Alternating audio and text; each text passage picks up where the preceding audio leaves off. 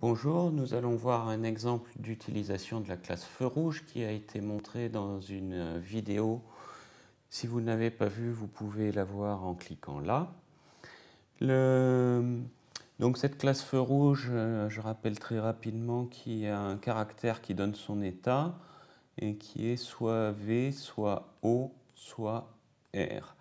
Et donc cette classe feu rouge montre ou définit l'état de la boîte avec les ampoules. Maintenant, on va écrire un programme qui crée un objet feu rouge et qui va le faire passer par les états successifs d'un feu rouge. Une petite chose, c'est que dans ce programme, je veux utiliser une instruction d'attente. Donc en Java, thread.sleep de 3000, ça va arrêter le programme pendant 3000 millisecondes, donc en l'occurrence 3 secondes, et ensuite le programme reprend. Donc ça endort le programme, sleep ça veut dire dormir, n'est-ce pas? Et donc j'avais besoin de cette instruction parce qu'un feu rouge c'est comme ça que ça marche, il est vert pendant un certain temps. Là j'ai mis 3000, donc 3 secondes c'est pas assez, normalement ça devrait plutôt être 30 000, c'est-à-dire 30 secondes, c'est l'ordre de grandeur pour un feu rouge, pour un état où le feu est vert. Et donc pour utiliser cette instruction, j'ai été obligé de rajouter un petit quelque chose à la méthode main. J'ai été obligé de rajouter ce petit là, throws interrupted exception. Bon, j'ai pas trop envie de vous expliquer de quoi il s'agit au point où on est. Il le faut pour que ça marche. Et donc là, je crée un feu rouge et le constructeur l'initialise à rouge. Et j'attends 30 secondes et je vais changer son état. Il reste rouge 30 secondes, c'est aussi l'ordre de grandeur. 3 secondes en pratique pour pas qu'on s'ennuie trop quand on va tester.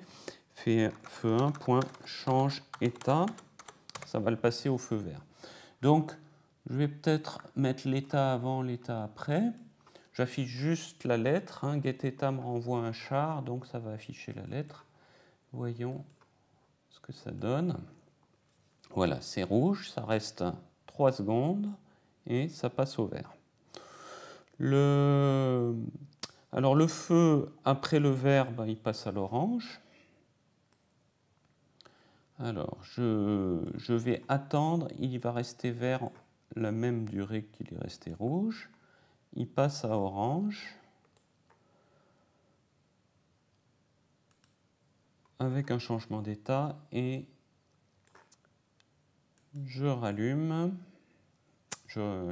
j'affiche, pardon.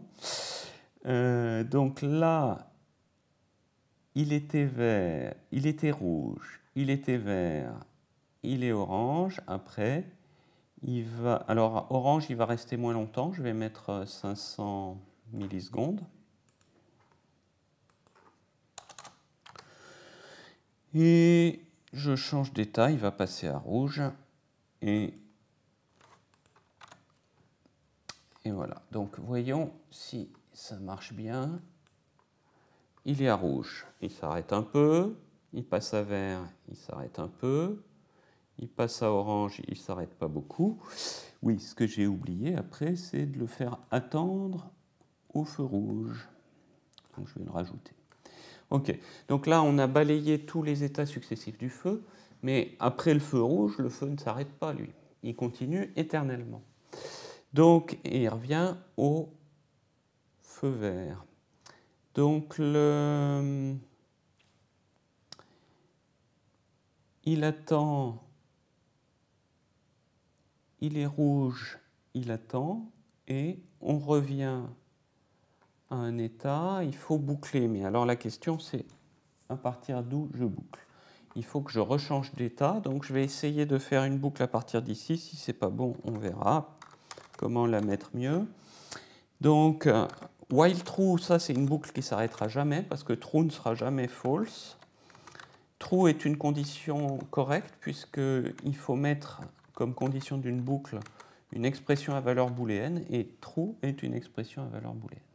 Voilà. Donc là, j'espère avoir mon feu qui tourne en boucle.